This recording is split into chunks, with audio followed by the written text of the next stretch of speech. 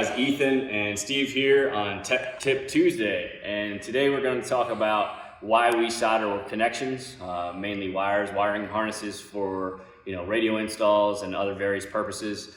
And we're going to give you some live demos on this week's Tech Tip Tuesday. So yeah, enjoy, have fun. Hopefully you learned something, and I'll just be goofing off in the background, and Steve's going to do everything else. So what we have here on the table, we have various different soldering irons, different heat guns, a couple different radio harnesses and radios themselves. So we just kind of set up a table for you. And actually, I'll go ahead and I guess we could give them a rundown, right, of what it is and what we got going on. So we're going to start over here, and this is actually in our showroom. So this is part of our wiring display that we took apart, and we got to actually fix a little bit anyways. So we have, this is how some backyard installers wire radios, and that is just twisted and taped together. And I'm actually going to give you that demo. And this is crimp connectors or butt connectors. There's a couple different names for these guys, and that's clean. There's nothing, it's not necessarily horrible, but that's not how we practice things. There's a couple reasons behind that. And then this harness is actually, you can't really even see, but it's soldered, heat shrunk, and then of course Tessa taped, all clean and tight in there. So that's our SWC or Soundwave Custom standard. Of course, we have different cutters and wire strippers, like I said, different harnesses. We use multiple different soldering irons here at Soundwave Customs. It's really preferred, our technicians prefer different tools, so they all work similar. Some have perks, like we have the Aussie irons in different sizes that are wireless and rechargeable. So they heat up pretty quick. Same thing with Steve's Milwaukee, rechargeable battery, portable, heats up fairly fast. So, and then we have actual, irons that you have to plug in to power, and those are on our workstations here in the bay at Soundwave Customs. And then we have anything from, you can tell them about the heat guns, right? Yeah, heat guns for shrink wraps. You have the ported, we have electric,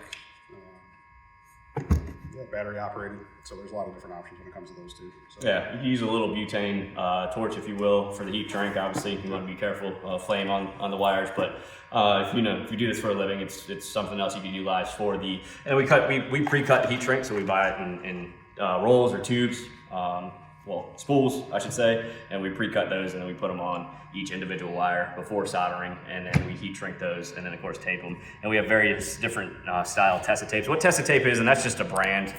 It's kind of my best example. It's like a cloth hockey tape. It's what a lot of auto manufacturers are actually using on their factory wiring harnesses in your vehicles nowadays, believe it or not. Super durable. Yep. Resists all kinds of pokes and cuts, and if you get in a high-speed accident, it's going to be less likely for your wire harness to be damaged or sacrificed, if you will. Yep. So, so I mean, I guess we can just get to it. I'll do a real quick demo of what not to do, and then I guess you're doing the demo of what to do, right? Yeah, let's do that. If you have anything to talk about while I'm doing that, so we're just gonna go ahead and. So we're gonna start off with the DIY. Yeah. Actually, DIY. Hold on, let's do this politically correct. Right. There we go. There we go. Told you we're gonna bring you some humor, right? So I don't know. I just stripped some front speaker wires right there. We're not gonna give you the color codes, but I just kind of did there, huh? We're gonna take this one. We're probably gonna hook them up backwards. Yeah, let's hook them up backwards. So we're gonna do white to black to white, right? Yep. And we're gonna twist those things together like so. And we're gonna grab some Walmart special 10 flex crappy tape that will. You can already see actually there's some on here. Will you see my fingers? Yeah. Residue. Yep. So I'm gonna touch this harness real quick, right? Look at that. Gross. Yeah, it's absolutely gross and sticky. Nobody wants that inside your dash. No, so that's why we do what we do, and then we'll just take this and do that number, and you might even see that copper wire poking out right there. You get that on camera. And then if that touches something, that's why your radio is grounding out, going in protect, frying, catching on fire. Or let's say that copper wire is not hanging out. That's just not clean, right? It's quick, and yes, your buddy might know how to do that. But yeah, no, not at all. So then we're gonna go to what was really supposed to, or we're gonna go to the second step, I'm sorry.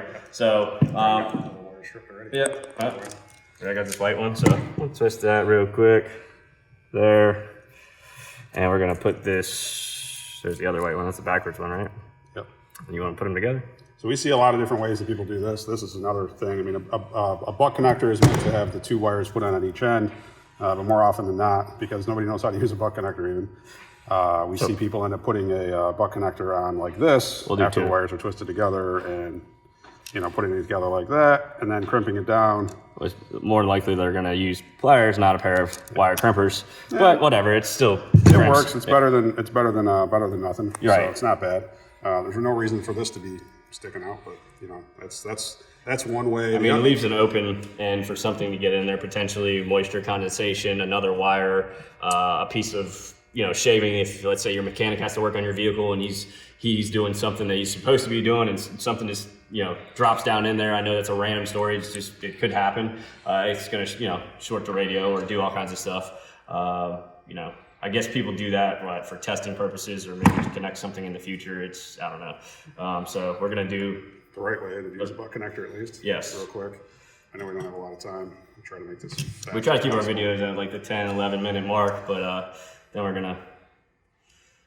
So, and like I said, this is not necessarily wrong. And it's a little tough for us to say that this is definitely don't do this. Definitely don't do that. Don't do that. But that's not necessarily wrong. We just we don't do that here. We go above and beyond. So, and that's the right way to properly butt connect the wire if you want to do that. A couple things with that, and one of the reasons we don't use the butt connectors is if you were to, and Steve's a big guy, maybe crimp down too hard, whether it's pliers or wire crimpers, you could actually cut that connection on that wire.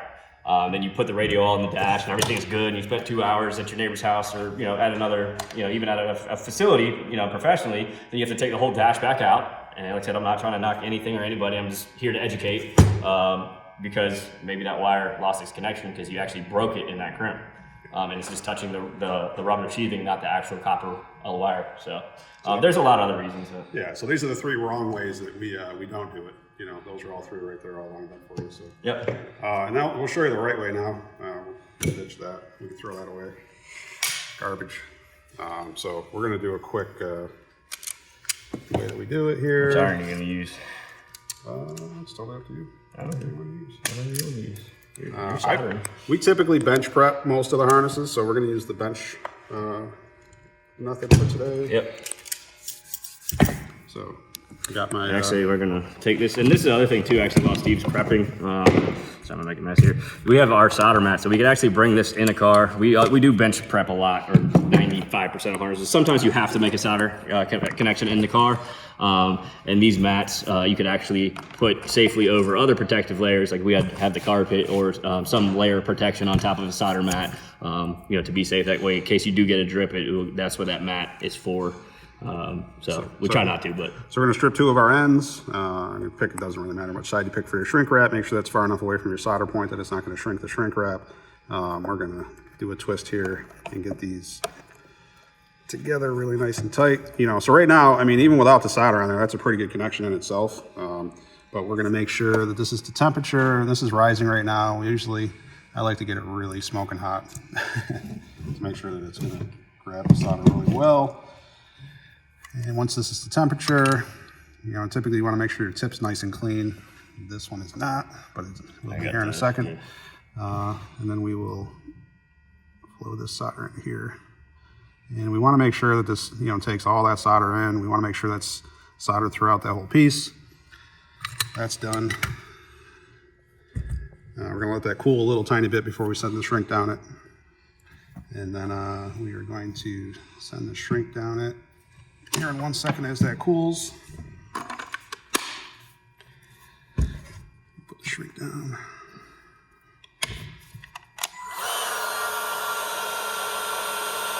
This heat gun is very safe for interiors, doesn't get too hot. So it does take a second for this to take that shrink down to the point where we're comfortable with it. And that's it. And that's done. So super tight, super solid, nice and clean. Yes.